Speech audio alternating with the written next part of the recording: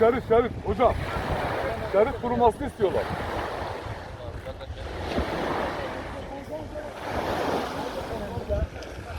Gelsene ayağa.